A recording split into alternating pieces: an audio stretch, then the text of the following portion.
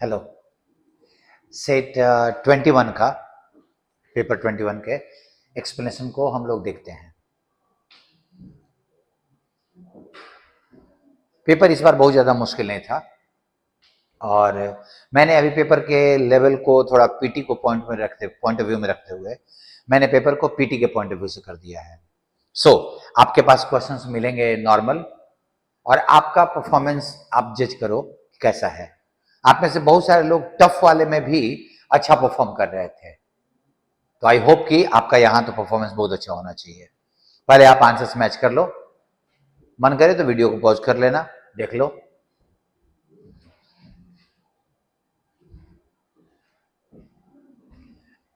Improvement है 3 question का, 4 question. A master should never impose his servant too much work. अब अगर आप ध्यान दो तो इम्पोज वर्ड को हम लोग इस्तेमाल कैसे करते हैं। इम्पोज का मतलब होता है थोपना, लादना किसी पे। समथिंग ऑन समवन, किसी चीज को किसी पर थोपना है, लादने के लिए। इम्पोज ऑन समवन समथिंग, हम इसको उठा के आगे पीछे भी रख सकते हैं, हम यहां भी डाल सकते हैं। तो ऑन तो लगेगा ही लगेगा, और उस हिसाब से impose too much work on his servants, something on someone. Next please. अब ये सेंटेंस में एक बात ध्यान रखना कि WH लगाने से सेंटेंस इंटरोगेटिव नहीं होता। सेंटेंस का इंटरोगेटिव होना या नहीं होना इस वर्ड पे डिपेंड करता है, आप उस पंक्चुएशन मार्क पे। और यहां पंक्चुएशन मार्क चूंकि फुल स्टॉप दिया हुआ है, तो आप इस सेंटेंस को इंटरोगेटिव नहीं लोगे, और चूंकि इंटरोगेटिव नहीं लोगे तो ऑक्सिलरी वर्ब या वर्ब कभी भी सब्जेक्ट के पहले नहीं आएगा। अब आपके व्हाट के बाद अगर डज लगा हुआ है तो ये तो इंटरोगेटिव का सेंटेंस है ना। WH के बाद अगर ऑक्सिलरी वर्ब रख रहे हो तो वो इंटरोगेटिव हो जाएगा, ये कैंसिल हो जाएगा। दूसरा कि यहां पे आप ध्यान दो कि मैटर को एज अ वर्ब यूज किया गया है। मैटर को एज अ वर्ब यूज किया गया है। मैटर नाउन भी होता है जिसका मतलब होता है बात, ये होमोग्राफ हो गया। और मैटर एज अ वर्ब मतलब होता है इंपॉर्टेंट होना। व्हाट मैटर, कौन सा बात है, ये तो तुम्हारे इंटरोगेटिव में इस्तेमाल करते हैं, जबकि सेंटेंस का मीनिंग ये है कि इंपॉर्टेंट है क्वालिटी नॉट क्वांटिटी। तो उस हिसाब से सीधा का सीधा व्हाट के बाद दैट मैटर्स नहीं बदलेगा। यहां पे कुल मिला के ऐसे लिखा हुआ है, द थिंग दैट मैटर्स, ये ऐसे है, वो चीज जो महत्वपूर्ण है सबसे ज्यादा, is the quality not the quantity. So आप ये ध्यान रखिएगा कि व्हाट को आप ऐसे लिख के अगर पढ़ोगे तो तुमको ज्यादा अच्छे से समझ में आएगा। The thing that matters most is, या द थिंग दैट की जगह पे सीधा आप व्हाट यूज कर लो। सो तुम्हारा आंसर व्हाट मैटर्स मोस्ट ये चला जाएगा। Next page. It is not true that a person who is good in studies, अब गुड के साथ प्रीपोजिशन लगता है at, good at something is equal to skilled in something. किस चीज में निपुण के लिए स्किल्ड इन लगाओ, प्रोफिशिएंट इन लगाओ।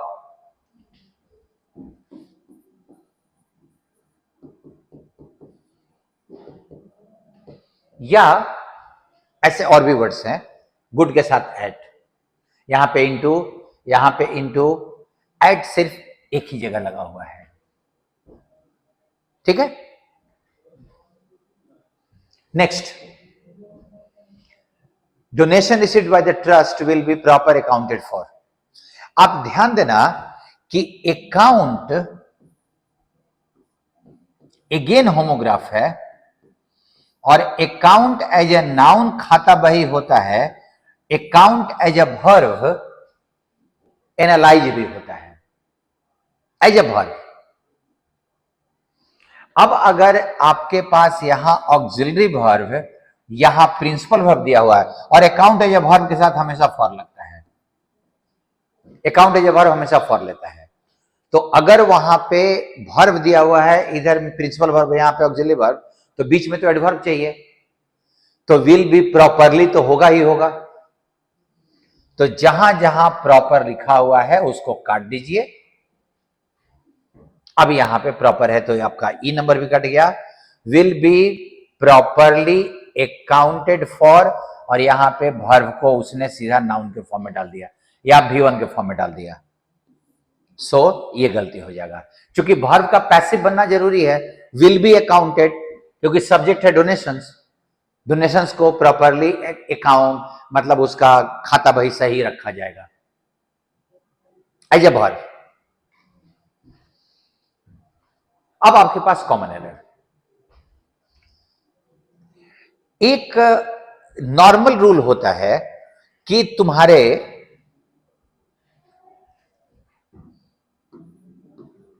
वर्ब के साथ इससे जुड़ा हुआ वर्ड जो इसको क्वालिफाई करे वो एडवर्ब होना चाहिए। रन के बाद हम स्लोली डालेंगे, स्लो नहीं डालेंगे, राम इज रनिंग स्लोली। लेकिन जितने भी परसेप्शन रिलेटेड लिंकिंग वर्ब्स हैं उनके साथ उनसे जुड़ा हुआ वर्ड एडवर्ब नहीं होता, एडजेक्टिव होता है। जितने भी लिंकिंग वर्ब है वो अपने साथ एडवर्ब नहीं लेते, एडजेक्टिव लेते हैं। स्टे का मतलब यहां पे ठहरना या रुकना नहीं है, रिमेन का मीनिंग है। अब जैसे मैं लिखूं ही रिमेन्ड, तो मैं यहां साइलेंटली नहीं डालूंगा, यहां डलाएगा साइलेंट, क्योंकि ये वर्ब ऑफ कंडीशन बताने वाला है, ये क्रिया नहीं है, स्थिति बताने वाला वर्ड है। जैसा लिंकिंग वर्ब का ही remained silent means he was silent, वैसा ही वाला। तो बहुत सारे वर्ब से को क्वालिफाई करने वाला वर्ड, पर्टिकुलरली कैसा वर्ब जो तुमसे को एक्शन ना बता के कोई कंडीशन बताए, स्थिति बताए, उसके साथ जो वर्ड लगता है वो एडजेक्टिव होता है। अब ही रिमेन्ड साइलेंट की जगह पे ही स्टेड साइलेंट भी हो सकता है, यहां रुकने का मीनिंग नहीं है। ठीक है। अब आप यहां देख लो, the city people stayed fearlessly, that is fearless, despite rumours of terrorist attack. वो शांत या निर्भीक रहे, उन्होंने वो रुके नहीं, उन्होंने कोई काम नहीं किया, वो निर्भीक थे। Next please, by presents. अब ये सेंटेंस के शुरू में अगर V1 लिखा हुआ है तो सेंटेंस का स्टार्ट जो होता है, अगर आप V1 से करते हो तो ये तो तुम्हारा इंपरेटिव सेंटेंस हो जाता है, आज्ञा देने वाला वाक्य। जबकि तुम्हारे पास यहां पे इज लगा हुआ है और इज का एक सब्जेक्ट चाहिए, और तुम प्रेजेंट बाई का ऑब्जेक्ट हो गया, लेडीज फॉर का ऑब्जेक्ट है, एब्सेंस इन का ऑब्जेक्ट है, प्रीपोजिशन का के बाद आने वाला नाउन प्रीपोजिशन का ऑब्जेक्ट, वर्ब के बाद आने वाला नाउन वर्ब का ऑब्जेक्ट। तो ये सारे ऑब्जेक्ट के फॉर्म में है, तो तुमको इज का सब्जेक्ट बनाने के लिए इसको बाइंग करना होगा ना, या टू बाई करना होगा, दोनों में से कोई भी कर लो, टू बाई या बाइंग। सो आपका ये जो इज का सब्जेक्ट के लिए हमको इसी वर्ड को टारगेट करना पड़ा, और अगर किसी वर्ब को सब्जेक्ट के फॉर्म में रखना चाहते हो तो वह तो ये जेरेंट फॉर्म में रहेगा, नहीं तो इन्फिनिटी फॉर्म में रहेगा। तो दोनों में से कोई एक कर लीजिए आप। अब इस सेंटेंस में नो एरर है। आई डोंट नो कि तुमने नो एरर चुना है कि नहीं। चुना है तो बहुत अच्छा है, क्योंकि यहां लिखा हुआ है before the rainy season. Rainy season के पहले, तो ये हैबिचुअल एक्शन भी हो सकता है, ये पास्ट भी हो सकता है। हम ये भी बोल सकते हैं कि रेनी सीजन के पहले गवर्नमेंट ने एक डिजास्टर मैनेजमेंट सेल ओपन किया, या हर रेनी सीजन के पहले गवर्नमेंट डिजास्टर मैनेजमेंट सेल बनाती है। ठीक है, तो चूंकि इसमें टाइम का क्लैरिटी नहीं है, तो इसको इज को वाज करना संभव नहीं है। वाज भी सही है, इज भी सही है, और तुमसे बोल रहा है कि ये सेंटेंस सही है कि गलत है। तो a disaster management cell is opened, वो बनाया जाता है, खोला जाता है by the state government as a precautionary measure. Precaution के तौर पे हर रेनी सीजन के पहले गवर्नमेंट डिजास्टर मैनेजमेंट सेल बनाती है। सो वाज भी सही है, इज भी सही है, हमें नो एरर लेना होगा। This college has a glorious tradition that, अब ये दैट लगा हुआ है, दैट मीन्स द ट्रेडिशन। अब ये दैट की वाला दैट नहीं है, ये दैट है हु विच का इक्विवेलेंट दैट, जिसको रिलेटिव प्रोनाउन कहा जाता है। अब अगर यहां पे रिलेटिव प्रोनाउन लगा तो इसके बाद का वर्ब सिंगुलर होगा कि प्लूरल होगा, वो तो इससे गाइड होगा। सब्जेक्ट यही है इस वर्ब का, लेकिन इसका सिंगुलर या प्लूरल डिपेंड करता है वो जिसको हम लोग इस रिलेटिव प्रोनाउन का एंटीसीडेंट बोलते हैं। आप में से बहुत सारे लोगों ने सुना होगा एंटीसीडेंट। सो आपका ये जो पार्ट है वो एंटीसीडेंट है, और ये चूंकि एंटीसीडेंट सिंगुलर है इसलिए अट्रैक्ट के जगह पे अट्रैक्ट हो जाएगा। एंड एक बड़ा इंटरेस्टिंग पार्ट है, हमारे यहां कुछ चीजों में इतना ज्यादा हम लोगों ने यूज कर लिया है गलत तरीके से कि वही सही लगता है। अब जैसे मैं बोलूं कि बीजी के साथ क्या प्रीपोजिशन लगेगा, तो आप बोलोगे इन लगेगा, क्योंकि हिंदी में मैं इस काम में बिजी हूं। रॉन्ग है, बीजी के साथ इन कभी लगता ही नहीं है। अब बीजी के साथ क्या क्या रूल है आप जरा देखो।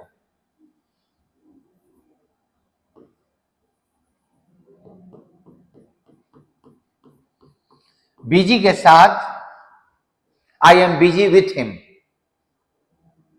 I am busy with this project, not in this project, एक ऐसे लगता है। और दूसरा कि बीजी के बाद अगर कोई वर्ब आए तो बिना किसी प्रीपोजिशन के सीधा बी फॉर्म में होता है। I am busy doing this work, I am busy doing this work, not I am busy with doing this work. Verb आएगा, कोई प्रीपोजिशन लेगा, सीधा बी फॉर जेरंड फॉर्म में डाल दो, और अगर बीजी के बाद में नाउन या प्रोनाउन रहा तो प्रीपोजिशन लगेगा विथ। अब उस हिसाब से अगर आप देखिए तो Mansi is too busy with her current programs, not in. Done?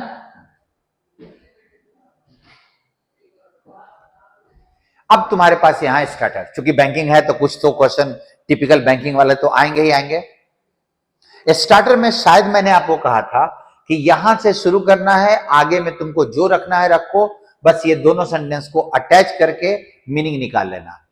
अब इसको बनाने का तरीका यह होता है कि दोनों सेंटेंस के बीच में आपस में कैसा कनेक्शन है वो देखना, क्योंकि सेंटेंस के शुरू में ऐसे वर्ड्स लगे हैं, और जहां डिस्पाइट लगेगा वहां व्हाइल नहीं लग सकता है, और जहां व्हाइल लगेगा वहां डिस्पाइट नहीं लगेगा। डिस्पाइट अपोजिट मीनिंग के सेंटेंसेस को जोड़ता है, व्हाइल टाइम भी बताता है और अपोजिट मीनिंग भी देता है, दोनों काम करता है। ये प्रीपोजिशन है और ये कंजंक्शन है। अब आप सेंटेंस देखिए, higher prices of cereals, rice, fruits and pulses led to an increase in food inflation. इनके दाम ज्यादा थे तो फूड इन्फ्लेशन बढ़ा। Non food inflation was driven mainly by fibres and oil seeds, और जो नॉन फूड बढ़ा वो दोनों नॉन फूड इन्फ्लेशन बढ़ा इसके चलते, ऑयल सीड और फाइबर के चलते। अब ये दो अपोजिट सिचुएशंस को कंपेयर कर रहा है, और अपोजिट सिचुएशन को कंपेयर करने के लिए व्हाइल तुम्हारा सबसे अच्छा है।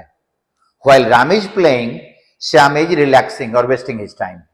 दो अलग अलग सिचुएशंस जो एक दूसरे के कंट्राडिक्टरी हैं। डिस्पाइट से नहीं बनेगा। डिस्पाइट हमेशा उसका कंट्राडिक्शन देता है। डिस्पाइट राम्स इलनेस, राम के इलनेस के बावजूद, अब अगला सेंटेंस में उसी इलनेस का ऑपोजिट देना होगा। जबकि व्हाइल क्या करता है, दो अलग अलग कंट्राडिक्टरी सिचुएशन देता है। डिस्पाइट क्या करता है, उसी बात को काटता है, बीमारी के बावजूद वाला काम जो बीमार आदमी को नहीं करना चाहिए।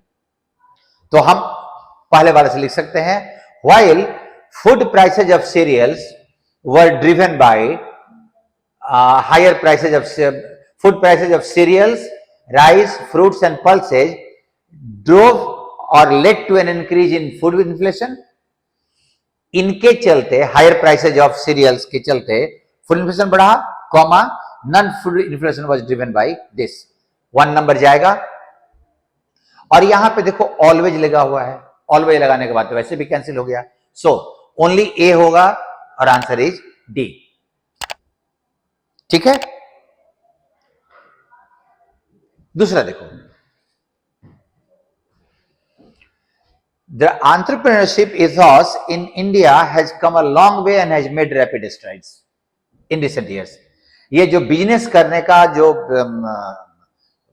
मोरालिटी है, सिद्धांत है, नैतिकता है, वो चीज, प्रिंसिपल, सिद्धांत, उसने बहुत प्रोग्रेस किया है और उसने रिसेंट ईयर में बहुत तेजी से मतलब उसमें तेजी से ग्रोथ हुआ है।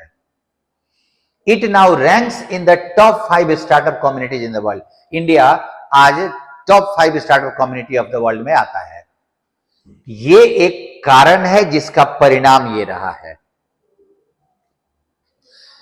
जब सेंटेंस को अटैच करना हो ना, तो दोनों सेंटेंस में आपस में कोई रिलेशन तो है, इसीलिए आप उसको अटैच कर पा रहे हो। अब मैं अगर बोलूं Ram was ill and the World Cup was played between Spain and England. Euro Cup was played between Spain and England. कोई लॉजिक नहीं बनता है। इन दोनों सेंटेंस को तुम किसी भी एंगल से नहीं जोड़ सकते हो। तो जब भी तुम स्टार्टर को जोड़ोगे तो इन दोनों सेंटेंस के आपस के कनेक्शन को देख लेना। और तब आप जरा देखो, India ranks 5th among the startup community in the world because, ये परिणाम था ना, ये कारण था, तो हम इसमें बिकॉज लगा के हम आगे का सेंटेंस पूरा लिख लेते हैं। आगे का सेंटेंस लिख लेते हैं, because entrepreneurship has developed quite well in recent years. The country has made rapid strides in rapid strides in what? Entrepreneurship ethos में। तो ये अधूरा हो गया। और बिकॉज के बाद तो आप परिणाम लिखोगे, कारण तो लिखोगे नहीं, तो वो जाना नहीं है। 3rd नंबर, मोर ओवर का मतलब होता है अपार्ट फ्रॉम दिस, इसके अलावे। और ये किसी भी सेंटेंस के शुरू में तो नहीं आ सकता कि हम शुरू में मोर ओवर लिखें, इसलिए तुम्हारा मोर ओवर वाला कैंसिल हो जाएगा। डन। सो ओनली डी, सिर्फ ए नंबर जाएगा। थर्ड क्वेश्चन में there are enough dirges being sung for public sector bank. हम पब्लिक सेक्टर बैंक के बारे में बहुत सारी बड़ाई कर रहे हैं, but strangely the performance of their stocks does not reflect this. लेकिन उसके जो शेयर का परफॉर्मेंस है उससे ये दिखाई नहीं पड़ता। और उसके बाद उसको एक एग्जाम्पल दे दिया है। 7 पब्लिक सेक्टर बैंक में से 5 का स्टॉक लॉस किया और प्रॉफिट मेकर्स ने बैड लोन रेशियो दिखाया, और जो प्रॉफिट कमा रहे तो बता रहे थे कि बैड लोन ज्यादा हुआ है। मतलब ये एग्जाम्पल है और ये उसका फैक्ट है। अब जरा आप समझिए, on account of the fact that, on account of का मतलब because of, because 5 out of 7। अब ये कारण नहीं है ना, सॉरी, ये कारण तो नहीं है, ये तो एग्जाम्पल था कि हम पब्लिक सेक्टर के बैंक के बारे में बहुत सारी अच्छी अच्छी बातें कर रहे हैं, लेकिन उनका परफॉर्मेंस है ये पता नहीं चल रहा है। 5 में से 7 ने लॉस दिखाया है। तो बिकॉज 5 में से 7 ने लॉस दिखाया है, ये तो हम आगे क्या लिखोगे, आप कंटिन्यू करोगे, सो 1 नंबर चला जाएगा। The performance of public sector banks does not reflect the dirges. तो तुम्हारा बी नंबर के से थोड़ा बनने का चांस बन रहा है। जरा सोचिएगा कि पब्लिक सेक्टर बैंक्स का परफॉर्मेंस उनके स्टॉक के परफॉर्मेंस को नहीं दिखाता। अब आगे मैं इसको सेंटेंस को कैसे जोड़ोगे, आगे में लिखोगे फॉर एग्जाम्पल, ऐसे लिखोगे, जबकि ये फॉर एग्जाम्पल करके नहीं देना है, आपको दोनों सेंटेंस को आपस में एक साथ जोड़ना है। जरा आप 3rd नंबर को देखो। यद्यपि पब्लिक सेक्टर बैंक्स के लिए बहुत सारी अच्छी अच्छी बातें की जा रही हैं, उनके स्टॉक्स नहीं पता चल रहे हैं, उनके स्टॉक से ये बात नहीं पता चल रहा है, एज बिकॉज हम ऐसे करके डाल सकते हैं। सो तुम्हारा ओनली सी यहां पे क्लियरली बैठ रहा है। बी के साथ बहुत मेहनत करना होगा और वो सेंटेंस तुमसे नहीं बनेगा। आप जरा देख लेना, मैं फिर बोल रहा हूं कि अगर आप बना रहे हो और आपको लग रहा है कि बी होना चाहिए, क्योंकि सी तो कंफर्म है, तो बी और सी अगर दोनों रहता तो वो कहीं पे है नहीं, नन ऑफ दे सकते हो। तो बी को अगर तुमको बनाने का मन करेगा तो तुम बी मेरे को लिख के कमेंट में देना कि ऐसे लिखा जा सकता है क्या। अब ये देखो, इस क्वेश्चन में क्या गड़बड़ी हुआ होगा आपके बनाने में, कि आपने ये कर दिया होगा कि आपका ए नंबर फर्स्ट चला गया होगा। बट आप ध्यान रखो कि मैं हमेशा सेंटेंस अरेंजमेंट को और क्लोजेस को मैं अभी टारगेट पे कर रहा हूं, क्योंकि ये दोनों चीजें तुम्हारे पीटी के एक बहुत, सेंटेंस अरेंजमेंट, क्लोजेस और कंप्रीहेंशन, यही 3 चीजें बहुत बड़ी बड़ी होती हैं, और इन तीनों पे आप भी बहुत अच्छे से टारगेट करो। मेंस में तो, मेंस में आजकल तो बहुत आसान क्वेश्चन दे रहा है, आप बना भी रहे हो, लेकिन अगर ये तीनों टारगेट कर रहे हो तो तुम पीटी में भी निश्चिंत रहोगे, मेंस में भी निश्चिंत रहोगे। एक बात ध्यान रखना।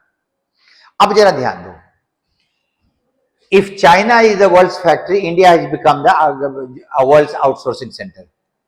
अगर चाइना वर्ल्ड का फैक्ट्री है तो इंडिया आउटसोर्सिंग का सेंटर है। ये एकदम फर्स्ट सेंटेंस होने लायक था। Keeping in line, that is according to this image, India के इस इमेज के अनुसार। अब इंडिया का वो इमेज, दिस इमेज, कंप्रीहेंशन के फर्स्ट सेंटेंस में तो आ नहीं सकता, तो इमेज तो कहीं ना कहीं तो होगा, और वो इमेज तुम्हारे ए के पहले, आप ध्यान देना,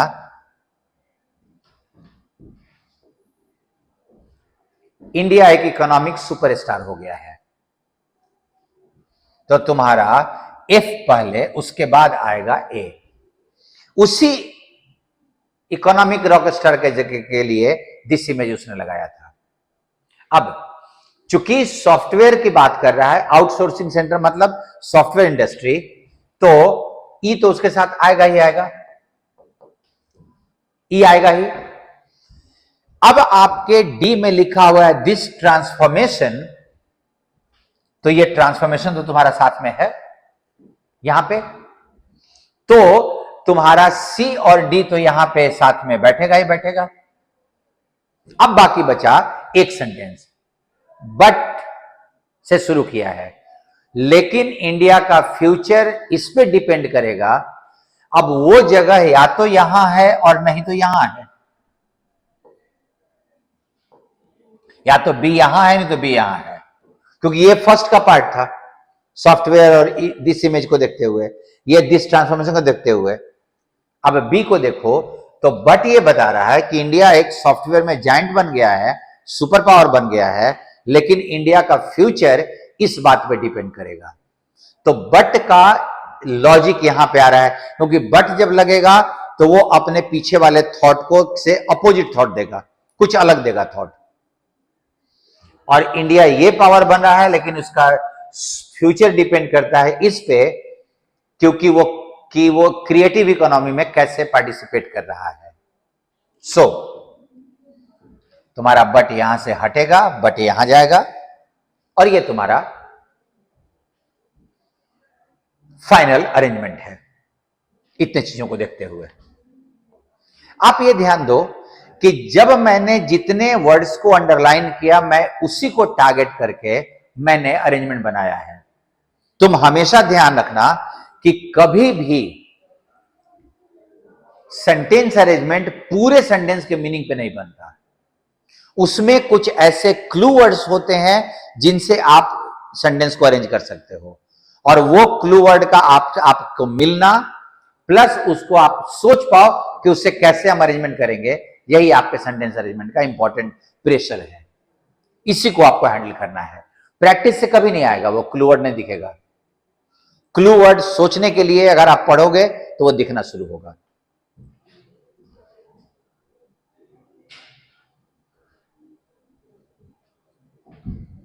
इस सेंटेंस को देखो, this is the common dash followed by employees in many companies. अब कॉमन के बाद सेंस लग सकता है, कॉमन आउटकम फॉलोड है ना, फॉलो का मतलब अनुसरण करना, तो कॉमन सेंस का अनुसरण, तो you can not follow common sense, you can apply common sense. Practice का मतलब परंपरा है। सो ओनली टू जाने का है और तुम्हारा आंसर बी जाएगा। In such a dash changing in scenario the outdated method should be drop. तेजी से चेंज होने वाला तो फास्ट जाना ही है, स्पीड के जगह पे स्पीडली होता, तो तुम्हारा 1 and 3 रैपिडली वही मीनिंग जाएगा, 1 and 3, and answer is C.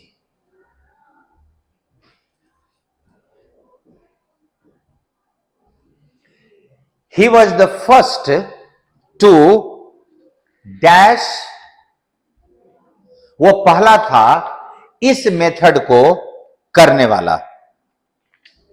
He was the first to initiate शुरू करना, स्टार्ट शुरू करना, इंप्लीमेंट शुरू करना। तो जब तीनों का मीनिंग जा ही रहा है कि वो अप्लाई लागू करने वाला या शुरू करने वाला पहला था, तो तुम्हारा जो सब चला जाएगा यहां पर। तो एंड देखो, after spending a small amount on medicine पे थोड़ा सा अमाउंट स्पेंड करने के बाद, he refunded the entire dash money to his father. जो बाकी बचा हुआ पैसा था उसने फादर को दे दिया। अब जरा सोचो कि रिमेन्ड मनी या रिमेनिंग मनी, 1 नंबर नहीं जाएगा, लेकिन बैलेंस, जो बैलेंस में बचा हुआ था और जो रेसिडिवल बाकी बच गया, इस्तेमाल करने के बाद जो बच जाए उसको रेसिडिवल बोलते हैं। बैलेंस भी जो अभी बैलेंस में है, अकाउंट में है, उसको बैलेंस कहा जाता है। सो 2 and 3 both, and answer is D. And last question, it happened inadvertently. Inadvertently का मतलब होता है अनइंटेंशनली। ये अनइंटेंशनली हुआ था, मैंने इसको जानबूझ के नहीं किया था। तो इंटेंशनली तो जाएगा ही जाएगा, डेलिबरेटली भी जाएगा। इस वर्ड को ध्यान रखना कि इसका वर्ड होता पर्पसली। पर्पसफुली का मतलब दिमाग में, मतलब वो सही उद्देश्य को देखते हुए बोलते हैं। पर्पसफुली मतलब जिसका उद्देश्य सही हो। ये वर्ड होता पर्पसली तो हो जाता, डेलिबरेटली, इंटेंशनली दोनों तो होना ही। डेलिबरेटली का मतलब जानबूझकर तो होता ही है, सो तुम्हारा 2 number cancel, 1 and 3 and 1 and 3 तुम्हारे पास सी में है। आई होप कि आपने अच्छा परफॉर्म भी किया होगा, और क्योंकि बैंकिंग में व्यू कम है, देखने वाले लोग हैं लेकिन वो कमेंट्स नहीं करते, तो आप देख लो कि आपको अच्छा लग रहा है, कुछ और चाहिए, कुछ बताओगे तो हमको भी अच्छा लगेगा। इट्स नॉट दैट ये वन वे ट्रैफिक है। अगर तुमको दे रहे हो, तुम अगर टेस्ट दे रहे हो, तुम अपने आप को जज कर रहे हो, तो बताते चलो, थोड़ा बताने में किसी को कुछ जाता नहीं है। मैं खुद देखता हूं कमेंट्स आपके, इंतजार करता रहता हूं। सो अगर लगे तो आप कर लिया करो। सी यू देन, थैंक यू। अगले सेट के साथ मिलते हैं हम लोग।